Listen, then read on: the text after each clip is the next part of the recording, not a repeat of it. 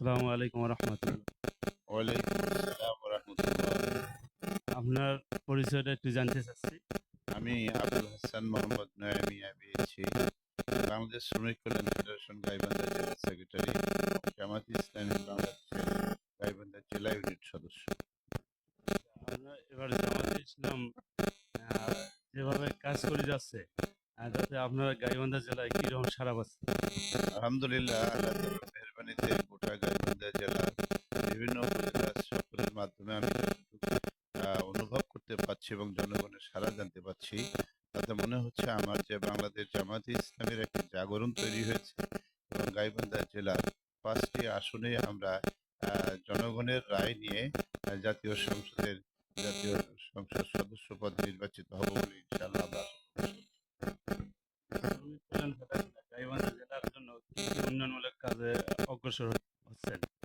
আমরা বাংলাদেশ শ্রমিক কল্যাণ ফেডারেশনের পক্ষ থেকে গাইবান্ধা জেলার বিভিন্ন শ্রমিকদের সেবায় আমরা সহযোগিতা করে থাকি এবং বিভিন্ন শ্রমিকদের তাদের হলো যে বিভিন্ন সমস্যার সমাধানের জন্য আমরা কাজ করি এবং ট্রেড ইউনিয়ন ভিত্তিক কাজ করার জন্য আমরা যথেষ্ট চেষ্টা চালাচ্ছি এবং আমাদের গাইবান্ধা জেলায় ইতিমধ্যে আমাদের ১৩টি ট্রেড ইউনিয়নের আমরা কাজ সৃষ্টি করতে পেরেছি।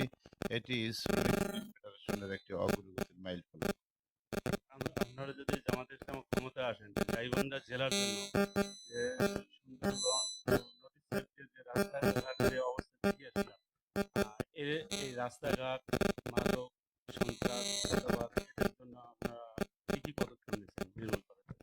জি, আলহামদুলিল্লাহ, আমাদের গাইবান্ধা জেলায় যে ৫টি আসনে যাদেরকে বাংলাদেশ জামাত ইসলামের পক্ষ থেকে এমপি প্রার্থী হিসেবে যাদেরকে ঘোষণা করা হয়েছে তারা অত্যন্ত দক্ষ ব্যক্তি এবং তারা এই নদী ভাঙ্গনের জন্য এখন থেকে পরিকল্পনা গ্রহণ করে যাতে স্থায়ী সমাধান করা যায় এবং বেড়িবাঁধের মাধ্যমে এবং বিভিন্ন নদী ভাঙ্গনগুলোকে রোধ করার জন্য বিভিন্ন পয়েন্টে আমাদের বিভিন্ন মানে বাঁধ দিয়ে তারপরে হচ্ছে আমাদের বিভিন্ন পাথর ফেলে আমরা এই গতিটাকে ডাইভার্ট করে অন্যদিকে দিতে পারলে আমাদের এই নদী ভাঙ্গনটা রোধ হবে এবং এই রাস্তাঘাট উন্নয়নের জন্য ইতিমধ্যে বিশেষ করে গাইবান্ধা সদর উপজেলার যিনি এমপি প্রার্থী হিসাবে ঘোষিত হয়েছেন তিনি সাবেক উপজেলা চেয়ারম্যান, অত্যন্ত দক্ষ এবং জনপ্রিয় একজন ব্যক্তি।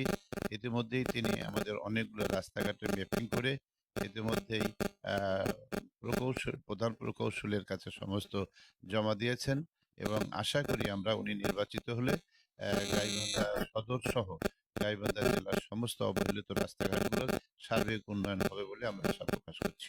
বললেন, সদর আসনে যদি উনি নির্বাচিত হয়, তাহলে এই কাজগুলো উদ্যোগ নিচ্ছেন। যদি নির্বাচিত না হয়, তাহলে কি করবেন?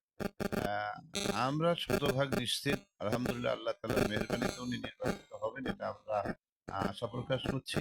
তারপরেও যদি যদি শব্দটি যদি ব্যবহার করে না হতে পারেন, তারপরেও যেহেতু এবারে আমরা আশা করব যে গোটা দেশে জনগণের যে উদ্যোগ তাতে জামাত ইসলামী সরকার গঠন হওয়ার সম্ভাবনা আছে।